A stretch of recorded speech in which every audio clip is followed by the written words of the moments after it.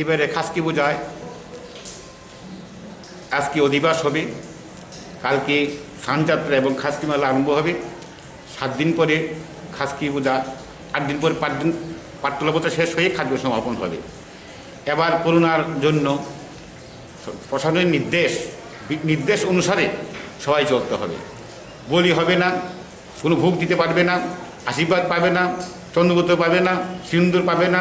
10 বছরের শিশু যেমন এখানে না আসে, 60 বছরের ঊর্ধ্বে যেমন না আসে, সেটাই প্রশাসনের তরফ থেকে নির্দেশ।